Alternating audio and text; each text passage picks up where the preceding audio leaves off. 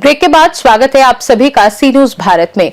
राजधानी लखनऊ में एक बार फिर 69,000 शिक्षक भर्ती में शामिल आरक्षित वर्ग के अभ्यर्थियों ने आज सोमवार को प्रदेश के उप मुख्यमंत्री केशव प्रसाद मौर्य के आवास का घेराव किया। सुप्रीम कोर्ट में सुनवाई न होने से अभ्यर्थी नाराज हैं। इसी को लेकर केशव प्रसाद के घर के सामने धरने पर बैठे थे। अभ्यर्थियों ने यहां जोरदार नारेबाजी की। मौके पर भारी पुलिस बल तैनात रही। यहां बैठे अभ्यर्थी केशव चाचा न्याय करो का नारा लगाकर धरने पर बैठ गए। पुलिस ने सभी को बस से धरना स्थल इको गार्डन भेज दिया। आइए इको गार्डन से देखते हैं हमारे संवाददाता उमेश विश्वकर्मा की ये खास रिपोर्ट। अभ्यर्थियों का कहना है कि हाईकोर्ट का जो फैसला आया था, सरकार उसे जानबूझकर लटका रही है, जिससे ये मामला अब सुप्रीम कोर्ट में चला गया। सरकार के पास पर्याप्त समय था, वह हाईकोर्ट डबल बेंच के फैसले का पालन करके सबके साथ न्याय कर सकती थी। धरना प्रदर्शन का नेतृत्व कर रहे अमरेंद्र पटेल ने बताया कि वर्ष 2018 में यह भर्ती प्रक्रिया शुरू हुई थी।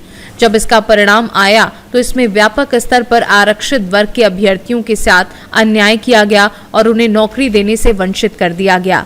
एक लंबे आंदोलन और न्यायिक प्रक्रिया से गुजरने के बाद बीते 13 अगस्त 2024 को लखनऊ हाईकोर्ट के डबल बेंच ने हम आरक्षित वर्ग के अभ्यर्थियों के हित में फैसला सुनाया और नियमों का पालन करते हुए अभ्यर्थियों को नियुक्ति दिए जाने का आदेश दिया। लेकिन सरकार इस प्रकरण में हीला हवाली करती रही। अमरेंद्र पटेल ने कहा कि उन्होंने इससे पहले भी कई बार केशव प्रसाद मौर्य के आवास का घेराव किया था। तब उन्होंने त्वरित न्याय किए जाने की बात कही थी और हम अभ्यर्थियों से मुलाकात भी की थी, लेकिन उनकी बात को भी अधिकारियों ने नहीं माना। अब ये मामला सुप्रीम कोर्ट में चला गया। हम पिछड़े, दलित, गरीब अभ्यर्थी अधिकारियों और सरकार के इस रवैये से काफी हताश और परेशान हैं। जो काम कुछ दिनों में हो सकता था, उसे इतना लंबा जानबूझकर टाल दिया गया है। केशव जी का त्वरित न्याय की टिप्पणी खाने के दांत अलग और दिखाने के दांत अलग साबित हुआ। त्वरित न्याय की कोई सीमा होती है, ये नहीं कि महीनों मामला लटका रहे। धरना प्रदर्शन में विक्रम यादव, अमित मौर्य, अनिल, धनंजय, अनिल कुमार, मोहम्मद इरशाद, राहुल मौर्य, उमाकांत मौर्य, शिव मौर्य, अर्चना मौर्य, कल्पना, शशि पटेल इत्यादि अभ्यर्थी शामिल रहे। हम लोग आज लखनऊ में इको गार्डन में फिलहाल मौजूद है, लेकिन हम लोग सुबह आए थे। माननीय डिप्टी सीएम केशव प्रसाद मौर्य जी के यहाँ निवेदन स्वरूप हम लोग पहुंचे थे, निवेदन करने के लिए कि आगामी 4 तारीख को, यानी परसों, आज 2 फरवरी है, 4 फरवरी को हमारा सुप्रीम कोर्ट में मामला लगा है। पिछले 1 साल से लगभग 23-24 सुनवाइयां सुप्रीम कोर्ट में लग चुकी हैं। हम लोग अपनी ये मांग लेकर के और निवेदन करने के लिए माननीय डिप्टी सीएम और सीएम साहब से गुहार लगाने गए थे कि परसों वाली सुनवाई में इसके पहले सरकारी अधिवक्ता एक भी डेट पर सुप्रीम कोर्ट में मौजूद नहीं रहे। हमारा ये उनसे निवेदन था कि जो आगामी 4 तारीख की सुनवाई है, उसमें सरकारी अधिवक्ता कोर्ट में मौजूद रहे, जिससे ये मामला जल्दी से जल्दी निस्तारित हो सके। और इसी चक्कर में, सरकारी अधिवक्ता के न रहने के चक्कर में बार बार डेट मिल जाती है। सरकार की तरफ से कोई पैरवी नहीं की जाती है। क्यों? क्योंकि ये पिछड़े दलितों का मामला है। हम लोग का आरक्षण लूटा गया, हम लोगों पिछले दलित है, इसलिए हमारी वहां पे सरकार पैरवी नहीं कर रही है।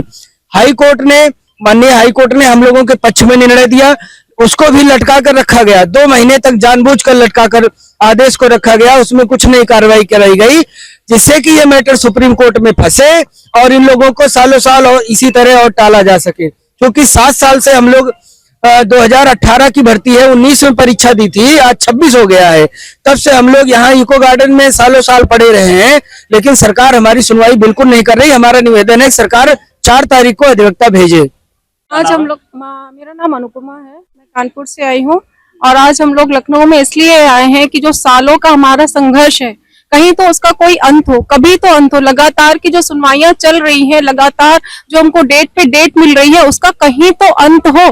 4 तारीख को हमारी सुनवाई है और इतनी डेटों को मिलने के बाद भी अभी तक सरकार की ओर से हमारी पक्ष को रखने के लिए वहां पे अधिवक्ता नहीं जा रहा है। तो हम सिर्फ यहाँ पे बहुत सभी लोग नम्र निवेदन करने आए थे कि हमारी तरफ से आप अधिवक्ता भेजिए वहां पे, ताकि हमारा जो संघर्ष है उसका हमको एक अंत मिले और हम लोग इस लड़ाई का अंत चाहते हैं, क्योंकि अब ये संघर्ष इतना लंबा होता जा रहा है कि अब थक चुके हैं। लखनऊ आके हम लोग थक चुके हैं, घर परिवार छोड़ के हम लोग आते हैं तो कहीं तो इसका अंत हो, कभी तो हमको न्याय मिले। क्या न्याय की आस में हम लोग बिल्कुल ऐसे ही रह जाएंगे? 69,000 शिक्षक भर्ती का मामला प्रदेश का सबसे बड़ा मुद्दा और आज भी हल नहीं हो पाया। आप देख सकते हैं दलित पिछड़े समाज के लोग लगातार 6 साल से सड़कों की खाक छान रहे हैं, अपना जीवन बर्बाद कर रहे हैं अपने अधिकारों के लिए, किंतु सरकार इनकी नहीं सुन रही है। मामला हाई कोर्ट से सुप्रीम कोर्ट में पहुंच गया है, किंतु सरकार सुप्रीम कोर्ट में इनकी पैरवी नहीं कर रही है, जिससे अभी जजमेंट नहीं आ पा रहा है। भैया क्या नाम है आपका? धनंजय गुप्ता देवरिया से। और एक्चुअली हम लोग देखिए तंज जो है आज नहीं झेल रहे हैं, पिछले 5 सालों से जो हम पिछड़े दलित होने का जो है गुनाह एक हो गया है इस सरकार में। अपने समाज के उप मुख्यमंत्री केशव प्रसाद मौर्य जी के यहाँ पहले से प्रशासन लगा दिया गया था ताकि पिछड़े दलित न्याय मांगने हमारे दरवाजे में। एक तरफ यूजीसी का बिल आता है जो हल्का सा जो है हम लोग को रियायत देता है, जो वो भी एक रिपोर्ट कमेटी की जांच के आधार पर बना हुआ था। और जैसे देखते हैं सबड़ के लोग एक दिन में आंदोलन कर करके माननीय सुप्रीम कोर्ट के माध्यम से, क्योंकि सरकार को मालूम था, माननीय प्रधानमंत्री जी को मालूम था एक सब जो है सबड़ों को रोड पकड़ो, ऐसा उन्होंने ढीला रवैया करके जो है गजट पास किया ताकि पहले डेट पर ही जो है स्टे हो जाए। और एक साजिश के तहत और हम लोग का 69,000 शिक्षक भर्ती आरक्षण घोटाला जो सुप्रीम कोर्ट में निस्तारण महज 10 मिनट के अंदर हो जाना चाहिए, क्योंकि डिवीजन बेंच का जीते हुए मैटर हम लोग का एकदम क्लियर कट नियमावली आर्डर है। लेकिन एक साजिश के तहत यहाँ आरक्षण को लूटा गया, क्योंकि यहाँ सबड़ को लोगों को पता है कि हमारे लोग वहां सुप्रीम कोर्ट में कोलिजियम सिस्टम से बैठे हैं, एक तरफ इनका हक और आरक्षण लूट लो और उधर जो है सुप्रीम कोर्ट में जा करके अपने ही लोग को भेज करके डेट पर डेट जो है पिछले जो है 1.5 सालों से यही प्रक्रिया चल रहा है। फिलहाल आज आप लोगों ने डिप्टी सीएम के आवास का घेराव का कार्यक्रम रखा था, क्या हुआ, क्यों गिरफ्तार करके यहाँ भेज दिया गया? गिरफ्तार इसलिए करके भेज दिया गया ताकि पिछड़े दलितों की जो है आवाज उठ न सके, क्योंकि ये बेशरम हो चुके हैं। माननीय केशव प्रसाद मौर्य जी हो, अनुप्रिया पटेल जी हो, आशीष पटेल हो, ओम प्रकाश राजभर हो, संजय निषाद हो, ये सिर्फ जब वोट लेना होता है तो पिछड़े याद आते हैं, अपने अपने जातियों को रिप्रेजेंट करते हैं। लेकिन जब हक, हिस्सा और हिस्सेदारी और समता की बात आती है तो अपने आप को चुप्पी साध लेते हैं।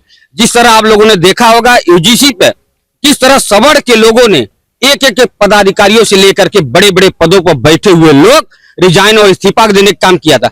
एक तरफ हमारे तरफ बेशरम पिछड़े दलित के नेता इतने निर्लज हो चुके हैं कि हमारे मैटर में और हमसे मिलने के लिए भी मुनासिब नहीं समझते। फिलहाल अगला कदम क्या है आप लोगों का? अगला कदम जब तक हम लोग को न्याय नहीं मिलेगा, इसी तरह लखनऊ के सड़कों पर हम लोग आएंगे। हम लोग कह रहे हैं जाए तो जकाएं। एक तो हम लोग पिछले 5 सालों से जो भी हमारी पढ़ाई लिखाई हो रही थी, इस भर्ती ने, इस धरने प्रदर्शन के माध्यम से हम लोग जो बर्बाद हो चुके हैं।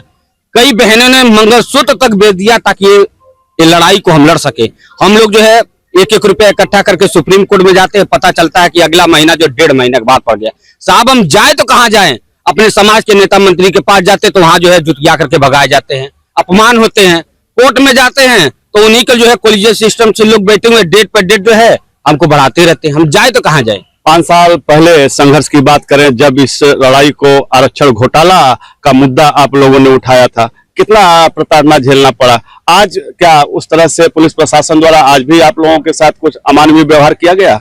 हर दिन हमको यह एहसास कराया जाता है कि तुम पिछड़े और दलित हो। 85% सिर्फ देखिए वोट लेने के लिए, जहां सिर्फ महज 15% यहां से लेकर के जुडिशरी सिस्टम तक उनका कब्जा है। और एक कहने के लिए ये हमारे बाबा साहब का बनाया हुआ संविधान है, लेकिन चलती उनके सबड़ों का, क्योंकि बाबा साहब ने पहले कह दिया था कि देखिए संविधान चाहे जितना भी बढ़िया है, अगर जो बढ़िया से लागू नहीं किया जाएगा तो ये कारगर साबित नहीं होगा। वो आज साबित हो रही है। एक तरफ जनरल को एक दिन में न्याय मिल जाता है, एक तरफ हमारे जबकि हाईकोर्ट के डिवीजन बेंच से जीते हुआ मैटर है, उस मुद्दे पर जहां मैं 10 मिनट के अंदर सुनवाई में जो है साल हो सकता है, उस पे जो है डेट पर डेट, एक लंबी डेट, हमेशा डेट पर डेट मिलते हुए करीब जो है 28 डेट हो चुके, लेकिन हमको न्याय नहीं मिला। आज आप ये ड्रेस पहने हैं, मैं अभागा पिछड़ा दलित, सुप्रीम कोर्ट जातिवादी, क्या सुप्रीम कोर्ट पर सवालिया उंगली उठा रहे हैं? मैं जनता से पूछना चाहता हूं, क्योंकि देखिए अभी कोर्ट ऑफ कंटेम्प्ट लग जाएगा,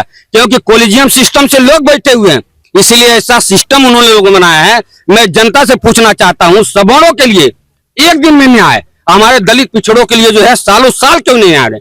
मैं उनसे पूछना चाहता हूं, क्या सुप्रीम कोर्ट जातिवादी है क्या? मैं जनता के ऊपर छोड़ रहा हूं, सरकार के ऊपर छोड़ रहा हूं, और सिस्टम में जो बैठे हुए लोग उनके ऊपर छोड़ रहा हूं। तो इसका असर क्या 27 में भी पड़ेगा? बिल्कुल पड़ेगा। हम लोग तो, हमारे पास खोने के लिए नहीं कुछ साहब, हम लोग तो फकीर हो चुके हैं। यहाँ तक कि जो है खेत गिरही बंधक रख रख करके हम लोग आंदोलन में आते हैं। जहां हम लोग प्राइवेट नौकरियां भी 10-15 हजार 20 हजार का करते थे, वो भी इस आंदोलन के चक्कर में हम लोग छोड़ दिए। और कि हमको जो है चलो हम लोगों ने क्वालिफाई किया, सरकार के द्वारा हर मानक पूरे किए हैं, सब कुछ में क्वालिफाई लिस्ट निकल गई, सिंगल बेंच से जीते, डिवीजन बेंच से जीते, ये आस लगी चलो सुप्रीम कोर्ट में एक या दो सुनवाई बाद हमको साल हो गया। लेकिन वहां एक जाति विशेष वर्ग के लोग बैठे हुए हैं, जो एक सिस्टम की तहत एक न्यायपालिका को सामने रख करके हम लोग पर सिर्फ डेट पे डेट जो है हम लोग को घसकाते जा रहे हैं। तो ये लोग दलित समाज, पिछड़े समाज के शिक्षक अभ्यर्थी हैं, 69,000 शिक्षक भर्ती के अभ्यर्थी हैं, आरक्षण घोटाला का शिकार हुए थे, तमाम लड़ाई लड़े, अपनी लड़ाई के लिए ये लोग घर परिवार छोड़े, कई महीने 4-4 साल तक इको गार्डन में पड़े रहे, धरना प्रदर्शन किया। अंत में जब सुप्रीम कोर्ट में मामला पहुंचा तो सरकार फिर भी वहां इनकी सुध नहीं ले रही है, कोई पैरवी नहीं की जा रही है, सरकारी अधिवक्ता इनके पक्ष की पैरवी नहीं कर रहा है। इसी क्रम में कुछ महिलाएं भी हैं, इनसे भी हम जान लेते हैं इनकी क्या व्यथा है। ये क्या नाम है आपका? जी, मेरा नाम प्रियंका यादव है। मैं बस यही कहना चाहूंगी कि सरकार जो हमारे मुद्दे पे ध्यान नहीं दे रही है, हमारे आज यहाँ पे प्रोटेस्ट करने का रीजन बस इतना है कि वो कंटिन्यू मतलब अपना एजी कम से कम भेजे, हमारे मुद्दे की सुनवाई हो और हमें न्याय मिले। बस इन अभ्यर्थियों की मांग है सरकार इनके सुने। ये दलित पिछड़े समाज के लोग हैं, एक लंबे समय से लड़ाई लड़ के हार चुके हैं, तमाम इनके सामने समस्याएं हैं, कठिनाइयां हैं। अब इनके उम्र का भी ख्याल सरकार को रखना चाहिए। आने वाले समय में ये ओवर एज हो जा रहे हैं, भविष्य में कोई प्राइवेट नौकरी तक नहीं कर सकते। फिलहाल ये लोग अपनी आवाज यहाँ बुलंद कर रहे हैं। आज अपनी आवाज डिप्टी सीएम केशव प्रसाद मौर्य के आवास तक पहुंचाने के लिए गए थे, किंतु वहां पर इन्हें पकड़ लिया गया, पुलिस की बसों से इन्हें इको गार्डन भेज दिया गया। सहयोगी सुनील कुमार पाल के साथ उमेश विश्वकर्मा, सी न्यूज भारत। फिलहाल के लिए खास रिपोर्ट में बस इतना ही। देश दुनिया की बाकी खबरों को जानने के लिए देखते रहिए सी न्यूज भारत।